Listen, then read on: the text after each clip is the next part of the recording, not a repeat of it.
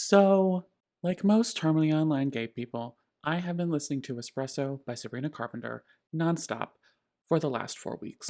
I'm working late, cause I'm a singer. Honestly, at this point, I should probably just get an IV drip so I can inject the espresso directly into my bloodstream. Part of the reason that espresso is so addictive to me is the nostalgia factor, plain and simple. It reminds me of a time when pop was light, fun, breezy, playful. Maybe sparkly is the word that I'm looking for. There is a sparkle to espresso. Now, to be fair, we've had glimmers of that kind of pop music over the last several years. Songs like Say So or Kiss Me More by Doja Cat come to mind, also Coastin' by Victoria Monet. But by and large, for the last several years, I would say that pop music has been, well, look, I'm not going to name any names here, lest the Stan Twitter militias mobilize and descend upon the comment section. But when I asked a friend of mine how he would describe the last several years of pop music, he called it Old Navy Core. And I'm inclined to agree. If you get it, you get it. If you don't, you don't. Anyways, like I was saying, songs like Espresso take me back to an older time in pop music, specifically around the early 2010s. These were the years when the pop charts were dominated by artists like Katy Perry, Kesha. You had artists who were producing this sort of colorful, vibrant, maximalist pop. And I could not get enough of that style. To this day, it still ranks highly when I think of my favorite genres, and I keep waiting for that kind of sound to make a comeback. And that, my sweet little cherubs, is what brings us to Bonnie McKee. Bonnie McKee is a singer-songwriter who is most well known for co-writing some of the biggest hits of the early 2010s. Or at least, that's what I would say, but the reality is that most people are just unaware of the behind-the-scenes talent involved when it comes to making music. Like, this is something I feel like only music nerds really think about. There is way more that goes into pop music than just the person who's singing the song. So for context, she's written for Katy Perry, Britney Spears, Adam Lambert, Tayo Cruz, Kesha, just to name a few. She's co-written 10 #1 singles, 5 of which were for Katy Perry, and I would describe her as a major guiding force in Katy's rise to stardom. If you were a fan of the album Teenage Dream, Bonnie's fingerprints are all over that album. In addition to being a prolific co-writer, she's also steadily released a handful of songs under her own name. Trouble, her debut album, came out in 2004, and when she signed to Epic Records in 2012, she was gearing up to release a sophomore album in 2014, nearly 10 years after her debut. At that time, the album didn't have an official release date or even a title, but she was performing songs on tour and promoting them on various radio stations, so we knew the album was coming. Or at least we thought. As it turned out, that album did not get released in 2014. Flash forward yet another 10 years to 2024, and that scrapped album is somehow getting a release under the title Hot City. Today, I want to talk about Hot City, the lead up to and hype for the album, the circumstances that led to its cancellation, the absolute buffoonery that happened online when the album started to leak, and the surprising catalyst that ultimately led to this album being brought back from the dead. Oh, by the way, in case you're under the impression that this is going to be some kind of well-researched video essay, it's not. I don't have time to research. I'm working late because I'm a singer. So sit back, crack open a Diet Coke. It's okay, I have one. And let me take you on a trip down the 10-year road to Hot City.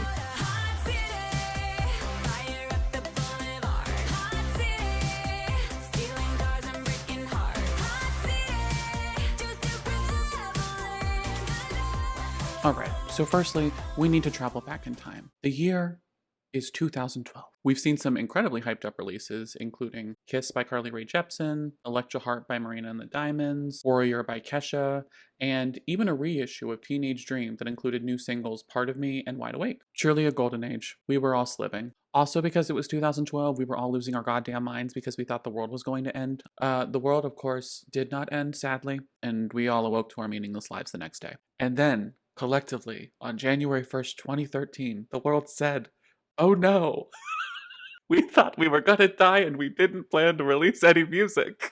I'm so stupid. But really, from a business standpoint, 2013 was a smart release window. We had just seen major artists release their albums the year prior, and those artists were going to need time to write new material, record that material. That left 2013 as an opportunity for anybody new artist to jump in and make a name for themselves. After Bonnie McKee signed with Epic Records, she intended to do just that. So in March 2013, Bonnie McKee released Breaking Bonnie, A web series of short form episodes designed to give a look into the singer's life, into her aspirations of being a pop star, and generally just serving as promotional material for her upcoming music. Honestly, I like this kind of thing, and I feel like this series overall holds up quite well. I wish other artists would do stuff like this. There's also this one part in episode 2 where a psychic explains to Bonnie that she is an emissary from an Avatar Council. So it's almost like you are here as an emissary from an avatar council of some sort.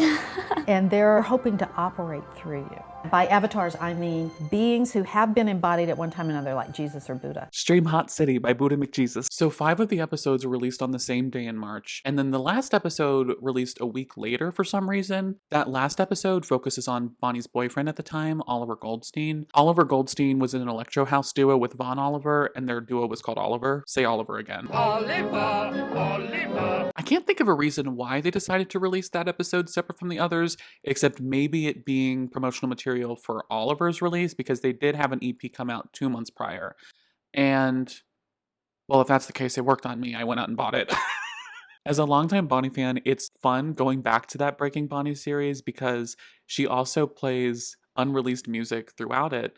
And some of that music later went on to leak, so it's kind of fun to hear how the music has changed over time. American Girl, which is her best known song, was intended as the lead single for her album at the time. It was released on SoundCloud in June 2013, followed by a digital download release the following month. Alongside the 2-release strategy, they actually filmed 2 different music videos for this, also coming out in June and then July. The first music video includes a couple of clips of Bonnie, but it's mainly a lip dub with a ton of celebrity cameos, including Kiss, George Takei, Katy Perry, Joan Rivers. Oh, and Macklemore's in it too. Fun fact, Bonnie and Macklemore were both in a band in high school called Elevated Elements. I don't know why I'm mentioning that here, I just think it's neat. Part of me wonders if that 2 music video strategy was the right move, or even if it was on purpose. The first music video reminds me a lot of that Call Me Maybe dub that went viral that had Justin Bieber and Selena Gomez and Ashley Tisdale. If you remember that viral video, that is actually what made Carly Rae Jepsen blow up outside of Canada. I wonder if Bonnie's label saw that and then intended to make their own viral moment for Bonnie, and then when it didn't happen,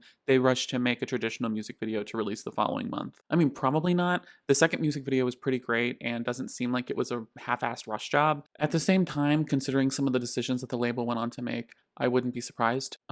This is about as good a time as any to mention that I wrote a college essay, about American Girl. I don't have the paper anymore, but I remember my thesis being that American Girl, the music video, was a satirical commentary on American culture. Pretty sure I got a B, so thanks, Bonnie. The song was well received by both critics and the general public. It wasn't a chart topper by any means, but it was a respectable hit in its own right, landing at 87 on the Billboard Hot 100. I would say that the promotion for the song was pretty strong as well. Bonnie performed American Girl at Billboard Studios and on air with Ryan Seacrest, and she also managed to book a spot on Good Morning America where she performed the song. Despite its success, we would learn several years later that Bonnie's label was not happy with the performance of American Girl. When I was signed, so I ended up, once I had all of these hits with Katy and Britney Spears and whoever, I ended up signing another major record deal. And so I signed a record deal as an artist. I put out American Girl, which did pretty well, but you know, it's hard, like having so much like astronomical success as a songwriter, working with Katy, the biggest pop stars in the world. And then I put out my thing. And if I were just like Jane Doe that came from Oklahoma and like ended up at 23 on the chart, people would be like, wow.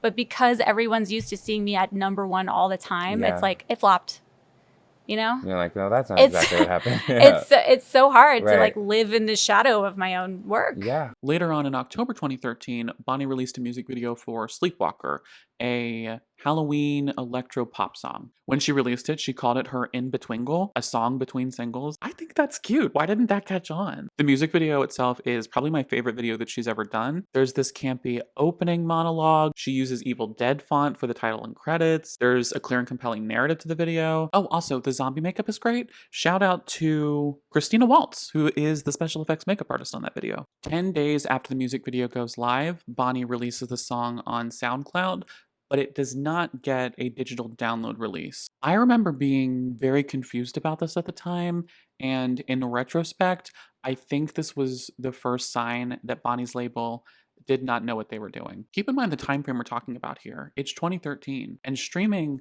is not what it is today. Spotify is still new, it doesn't even have a recommendation system yet, and Apple Music doesn't even exist. Earlier in the year, the IFPI, which is the International Federation of the Phonographic Industry, released their annual digital music report, and in it, they highlighted that digital sales accounted for 34% of total revenue in 2012. So the fact that we would release a music video, throw the song on streaming, but not put it in a store for people to buy made no sense. Nonetheless, Bonnie continued her promotion efforts for the upcoming album, performing some unreleased songs at a few different gigs throughout the rest of the year. Then, in early 2014, it was announced that she would be joining Carmen on the second leg of their Pulses tour. Bonnie's setlist for that tour included 7 songs, obviously American Girl and Sleepwalker, which we had previously heard, but also 5 unreleased songs: Forever 21, Slay, Hot City, I Wanna Call You, and Right Now.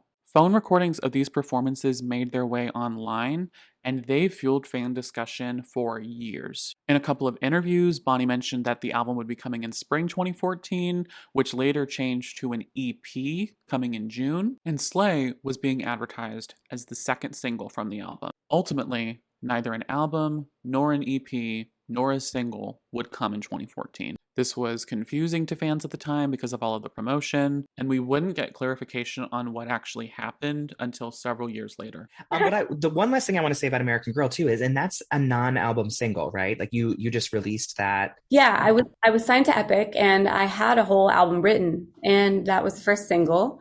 And then I got a tour, and I was getting ready to release the second single.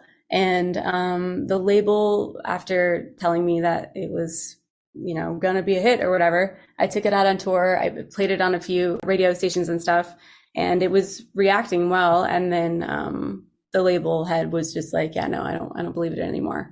Oh my God. And I thought, okay, well, I'm on a promotional tour for it that I paid for, by the way, out of pocket, because they were supposed to pay me back. A classic case of label ineptitude. Sky Ferreira is shaking. But we didn't really know this at the time, so fans were just like, well, maybe it got delayed for some reason and we'll find out later. Fan chatter picked up again in August 2014 following a gig at Orange County Pride, where Bonnie performed a couple of new songs, Jenny's Got a Boyfriend and Rewind Your Heart. As a personal anecdote to this whole story, Jenny's Got a Boyfriend was and is my favorite song from the album. It's just so good. I remember that it had previously been performed live and there was a recording of it up on YouTube, but it was only a segment of the song and I desperately wanted to hear the rest. So when this came up in 2014, I was super excited. I don't know, it's catchy. I also feel like it's one of the smartest songs from a composition and lyrical perspective. It samples I Didn't Mean to Turn You On by Cherelle, which is an 80s bop. The title is an obvious homage to Jesse's Girl, with the lyrics being a gender flip version of that. Also, it speaks to the gays. Wanting to steal your girlfriend's hot man.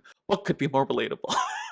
In December 2014, Bonnie released a Christmas song called California Winter, writing in the music video description, "Behold, you are witnessing a Christmas miracle." Honestly, true, at the rate that this woman releases music. The song slaps, which is a given at this point, and the music video is this really impressive single-take set piece. Some eagle-eyed fans were quick to point out that on iTunes, California Winter was listed as being published by Bonnie McKee Music. That's weird. Wasn't American Girl published by Epic? Fans started to speculate about whether Bonnie had been dropped from her label. This happened previously when she was dropped from Reprise after putting out her first album Trouble and it didn't perform well, and then Bonnie spiraled into alcoholism. We're not really going to go into that here. Addiction is crippling and notoriously difficult to overcome. I feel like people who have done the work deserve to be remembered for more than their past mistakes.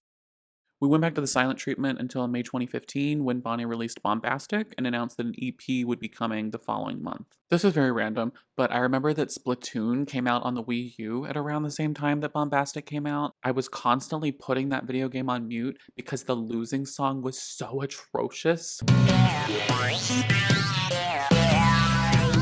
And I would just play Bombastic in the background, and so now I forever associate the Bombastic EP with Splatoon. You know I'm bringing bombastic. I'm feeling freaking fantastic. So fans were excited that new music was actually coming this time, like we had an actual pre-order link for once, but still, people were disappointed that it didn't contain any of the songs that she had previously performed. And again, it was noticed that this EP was being released under Bonnie McKee Music. The EP came out in June, and in interviews following the release, Bonnie would ultimately reveal that she had left Epic of her own volition. There was a lack of planning. I had a whole album done. There were options for the next single, and I landed a tour on my own. I felt like I was doing all the work. They didn't want to give me tour support. They didn't want to help me at radio. They didn't think I had a second single. It's fine. There's no bad blood or anything. It was just not working for me. I know how this works, and I know when a label doesn't know what to do with an artist, and I recognize that was the case with me. She would also reveal in a separate interview that she did not own the rights to the masters for those songs. The songs are still alive, but I'm in legal limbo with Epic. I plan on getting them back. I may have to re-record them. They came from my brain and my heart and soul, so they still belong to me. I plan on releasing those eventually, but I'm always constantly changing and evolving as well, so there's plenty of other songs in me. Because these songs were recorded at Epic Records, and because we never got an actual title for the album, fans dubbed this the Epic album. We're very creative, I know. And for a while, that was kind of it. Although in early 2016, some Bonnie McKee music did begin to leak. Nothing from the Epic recording sessions, but there were some leaks. I'm not even going to begin to pretend to know how music leaks work, but I'm not complaining. Following the leak, Bonnie took to Twitter in February 2016, writing, "Hey friends and fans, much as I appreciate enthusiasm for unreleased music, when you leak a song, you kill its chance of getting released. Please stop." Sweaty. If you only knew what was coming. Also, it's kind of fun looking at old tweets like this from before Twitter raised the character limit. We had nothing to work with. So the rest of 2016 was spent with Bonnie releasing music videos for the remaining songs besides Bombastic from the EP. And that's pretty cool. We got a whole visual album. As far as new music though, the well was drying up. From 2016 to 2019, Bonnie released a total of 6 songs, and despite her insistence on Twitter that an album was coming soon, none of these songs felt cohesive or like they were building to anything at all. One of the songs that received an official release during that time was Sleepwalker in 2018, 5 years after the music video. Okay, I don't know, maybe she needed lunch money. At the same time though, I am a Donald McDonald fan through and through. I know what I signed up for. I'll take what I can get. When the pandemic hit, the music stopped coming entirely. She wrote and starred in a short film while under lockdown, and by this point in time, had taken to posting cryptic Lynchian videos on TikTok. Aw, come here. Wait. Happy Valentine's Day. Yeah. You like that? At this point, I gave up hope that these songs were ever going to see the light of day. Maybe she'd move into the filmmaking industry. Maybe she would go back to co-writing for other artists. Maybe releasing music independently was just not a viable path forward for her. Little did I know that on a niche fan-run message board, things were about to get interesting. Rewind just a few years to 2016. That's right, babe. I'm giving you a full nonlinear narrative. I'm in my Challengers era. So rewind to December 30th, 2016. If you went to a website called www.pophatesflops.com, you would have seen that a new thread had just been posted. I think that I found the name of the album that Bonnie did with Epic. I was doing a little research about Bonnie and I found this engineer's website. There's a list of albums that he's mixed, and we can see Bonnie McKee, Somebody's Gonna Get Hurt.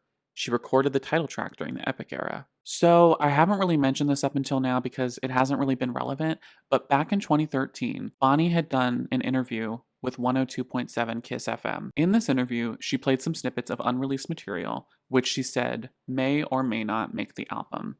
One song called Somebody's Gonna Get Hurt, and another song called Don't Get Mad, Get Even. The actual interview seems to be lost media at this point, but I remember watching it all the time, and I'm pretty sure that she also performed Love Spell, which is another one of her unreleased songs. And also, there was the infamous whiteboard. At one point during the interview, the camera pans over to a shot of Bonnie standing next to a whiteboard, and Bonnie explains that this whiteboard contains a list of all song titles that she was considering for the album at the time. This whiteboard, like those live performances, like the snippets she played during the interview, were the driving force behind all of the discussion around Bonnie McKee. Even though the album was scrapped and we never heard it, this stuff kept fans theorizing. You have to understand that there was this intense hunger for that album. Personally, I remember that I downloaded those live performances. I still have them on my computer today, and I would listen to them on repeat. So because her official releases were so far and few between, and even though these were only 5 to 10 second snippets, and even though the songs that we had live performances of were years old by this point, those songs and the potato quality image of a dry erase board fueled fan discussion for years. So the thread gets posted on Pop Hates Flops, and it's pretty quiet for a little bit. Nearly 2 years later, in October 2018, the full version of Somebody's Gonna Get Hurt leaks. The song, not the album. Remember, at this point in time, we still don't really know what the album was even supposed to be called. This leak was huge. I can't overstate that. Like, music from Bonnie had leaked in the past, but nothing from those sessions at Epic had before. This was the first time that this had happened. And as the saying goes, where there's smoke, there's fire. If one song from the Epic sessions was floating around out there, there was a good chance that the other songs might leak at some point. So traffic starts to pick up on the forum, and over the next few years, several fans on the website would start to circulate Bonnie's unreleased songs amongst each other, but not leak it. In 2021, we get some more leaks, including Slay and I Wanna Call You, and in November of that year, Jenny's Got a Boyfriend leaks. So this is the moment that I start tuning in. Like I said, Jenny's Got a Boyfriend was my favorite song, and I had been dying to hear the officially produced version. A month after that leak, in December, Everything But You leaks. Oh, I forgot to mention this one earlier in the video. Oh well. It's hard because there are just so many good songs from this album. 2 hours after Everything But You leaks, Rewind Your Heart also leaks. At this point, the page count on this thread is skyrocketing. I imagine that's because all of the dormant Bonnie McKee fans who had given up hope on this album ever seeing the light of day had felt a disturbance like in that one episode of SpongeBob. 3 days after Rewind Your Heart leaks, Waking Up Diagonal leaks. This was a song that was listed on that whiteboard we talked about earlier, and it's actually one that was later given to Cheryl. When she got the song, they actually renamed it from Waking Up Diagonal to I Don't Care, and Bonnie talks about this a little bit in a podcast called And the Writer Is. The I Don't Care song, which by the way was not the title that I wanted for it. My title was called Waking Up Diagonal, which is a much more interesting title. That's really funny. That song was really originally funny. for me. I was heartbroken to give it up. I really did not want to give it up. And they changed a few lyrics to kind of more suit her. And I was like really, really bummed about it because I wanted it for myself and I wrote it from a personal place. Right. But, you know, I was not going to rob them of that. And then they both got to have a #1 song. So, you know, I was just trying to be a team player. But still, when I hear it, I cringe. I can't lie, I feel bad for her about this one. That's gotta hurt. Also, I agree. Waking Up Diagonal is a better song title. Fuck you, Cheryl.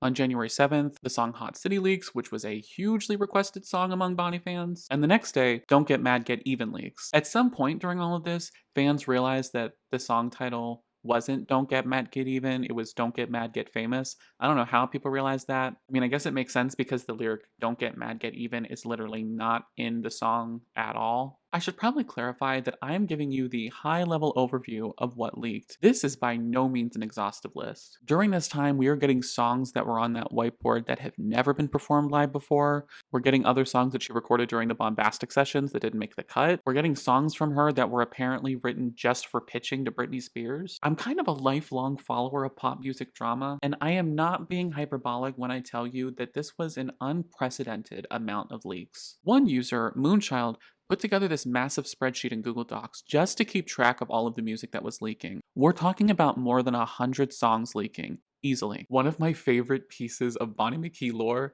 is something she reveals in an episode of the main Pod Girl podcast. So in it, the host explains that they're going to be playing a game called Song Interrogation, which basically is where the host will list out songs that are rumored to be on the album and ask a silly question based on the title of that song. So he says, Risky Business, which is one of the songs that's leaked during this time. Risky Business.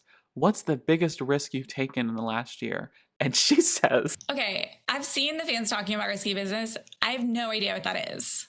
Like, it sounds like something I probably wrote. I have no idea what song that is. It rings a bell, but like, I couldn't sing it back to you. Some of these songs that the fans are asking about, I'm like, what? And then I'll like dig around in my songs and be like, I don't even have the demo. I don't even have the demo for that. And somehow y'all do. So it's just so ridiculous.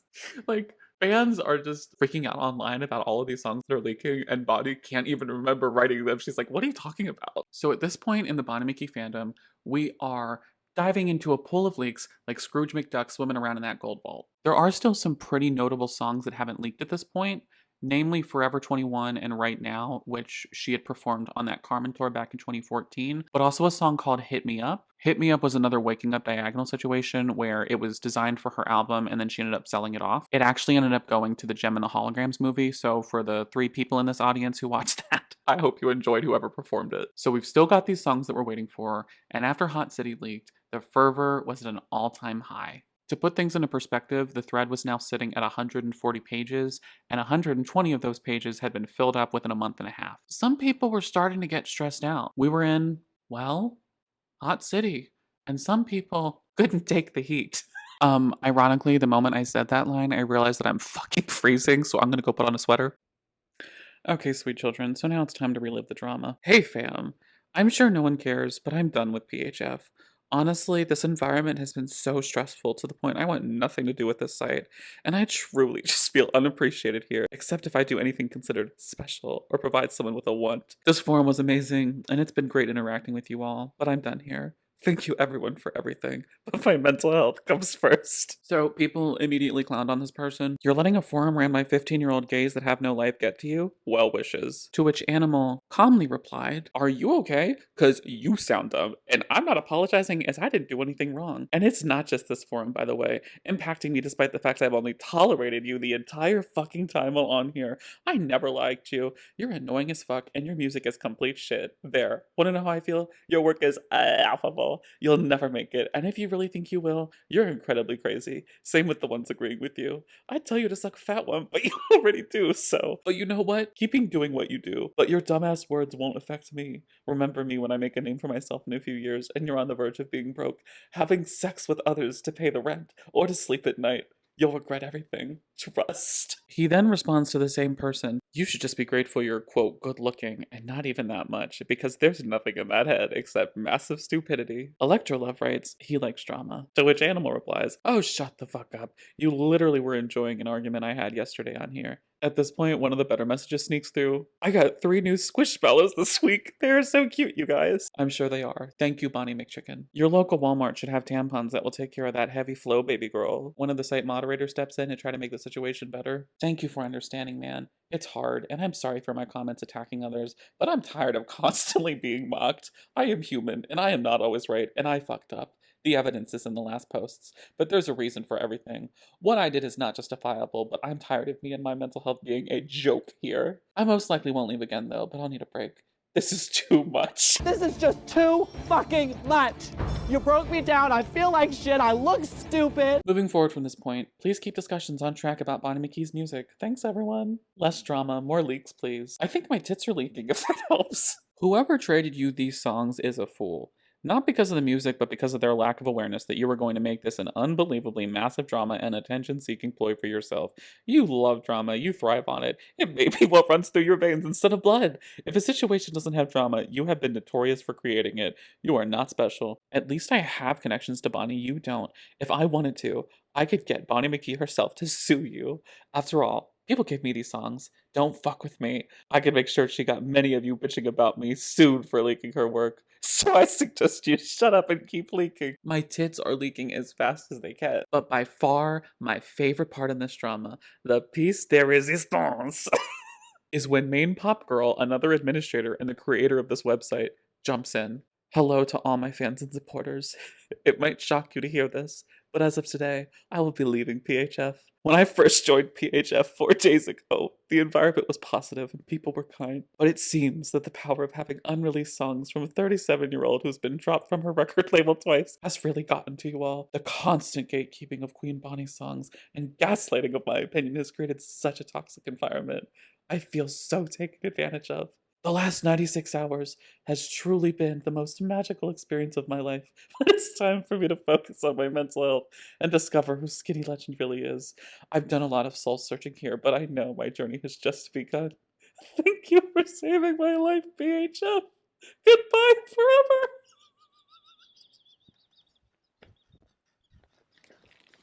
I love gay people. So music would continue to leak over the next several months, notably with Hit Me Up coming in March 2022 and Forever 21 in July 2022. By that point in time, an additional 200 pages had gone by on this forum. That same month, PHF users noticed that musician Canner had posted an Instagram story that appeared to show some sort of makeshift vault construction at Bonnie McKee's California home. Inside of that vault was miscellaneous paraphernalia from Bonnie's music career, props from previous music videos, a photo of her and Katy Perry, and most notably, a stack of multicolored VHS tapes, each labeled a different song's title, the majority of which were from the Epic album. In addition to that, Bonnie had apparently been hosting listening parties at her home around this time where she was playing music from that era, including Hot City. So the reaction online to this was mixed. I think because Bonnie McKee fans were Pavlov dogged at this point into constant coming soons. For years, fans would ask her about when these songs were coming out on Instagram and TikTok, and she would always reply with some variation of coming soon, to the point where that sort of response was an inside joke among her fans. Hey Bonnie, just got diagnosed with an incurable disease. How long until I kick the bucket? Sooner than you think. Hi Bonnie, my uncle died. Mixing it as we speak. Some people were a bit more optimistic and took it as confirmation that despite the leaks, this album might actually see a release this time. And ultimately, those fans were correct. In June 2023, Bonnie McKee posted a teaser video for Slay featuring that vault set piece from 2022, and later that month, she posted the music video for Slay with simultaneous streaming and digital download releases. In a Rolling Stone article published the same day, Bonnie revealed that Slay served as the lead single from her upcoming album, Hot City. It only took us 10 years, but we finally got an album title. Slay coming out was the catharsis that Bonnie McKee fans had been waiting for, including myself. I will admit that while I was happy that Slay had finally released, I was still a bit skeptical as to whether we were going to actually get this album. I mean, again, with the constant coming soons, it's a little bit of a boy who cried wolf situation, but sure enough, the songs kept coming. The second single, Hot City, was released in August, followed by Don't Get Mad, Get Famous in November, and Jenny's Got a Boyfriend in April. Even at this point, when Jenny's Got a Boyfriend came out, I was still in denial. But then on May 10th, it happened. We got a pre-order link for the album. So as it turned out, the passion that ignited on that Pop Hates Flops thread is exactly the thing that motivated Bonnie to release this album. She even acknowledges PHF in a couple of TikTok comments. Her old label Epic still owned the rights to the masters for those songs, but because of a loophole in her contract, she was able to re-record and release them. Mind you, she was doing all of this as an independent artist. She had no financial backing. This was a labor of love. So I'm super excited that the album is finally coming out. There are a couple of glaring omissions from the album though. Namely, Somebody's Gonna Get Hurt, which is kind of funny because that's the song that started all of this, and also Right Now. Bonnie explained that Somebody's Gonna Get Hurt was paid for by the label in full, which is why she can't re-record and release that one. And as for Right Now, in a TikTok reply, she alluded to the fact that that song would have been more expensive because it was produced by Max Martin. When it comes to Right Now, I feel like that's not the entire reason. Like, it's totally believable that a Max Martin song would be more expensive because he's such a prolific producer and he's made so many hits in his career, but he's also credited on Everything But You, and that one made the cut. I would wager that the real reason Right Now isn't making the album is because it was co-written with Dr. Luke. Yes, that Dr. Luke. On the previously mentioned podcast, And the Writer Is, she does talk about her time working with Luke. Now that you look back on that era of sort of signing through all these contracts, is there things that you would do differently? I don't think I could have. I don't think there's anything I could have done differently. I think that I got the best deal that I could have gotten at the time. Sure. I was nobody. I had nothing going on. Right. And, Luke took a chance on me. Sure. And Luke's deals are famously bad. Right. Everybody knows that. That's fine. He's a brilliant businessman. Right. So he's getting his. That's fine. Right. And he gave me my career. Sure. And I felt that it was a bit of a deal with the devil. Right. But most of these deals are. Right. It's just the face changes. So with that said, am I sad that Right Now didn't make the cut? Yes, especially because it was performed live, so it's still stuck in my head to this day, but I can understand leaving it off. So at this point in my video, I have it in my notes that I would be reacting to the album. I've been sitting here for 2 hours and I'm already dreading how long this is going to take to edit, and I don't know. I don't know if I'm strong enough. I guess we'll find out. We'll find out in editing. So, there you have it. The 10-year road to Hot City. Closing thoughts. Well, firstly, a recommendation. The podcast Anatomy of an Artist. I know people are tired of podcasts, and honestly, I am too. But when I tell you that I'm not a podcast person, I hope that makes your ears perk up a little bit to this. So in this podcast episode, Bonnie McKee talks with the host, Verite, in what I can only describe as the rawest interview with a singer I have ever listened to in my life. Like, this honestly feels like a therapy session, not an interview. The two of them talk about the pitfalls and trappings of fame, the Sisyphean task of laboring over unfinished art. I don't know. I would encourage anyone to give it a listen if that sounds interesting to you. It hooked me from start to finish. Secondly, and I didn't expect the video to take a turn like this, but A call to action? So in the podcast I just mentioned, Bonnie brings up the organization SONA, or Songwriters of North America. They're a not-for-profit organization fighting for things like better pay and equity for songwriters. In case you didn't know, songwriters are grossly underpaid in the industry. For starters,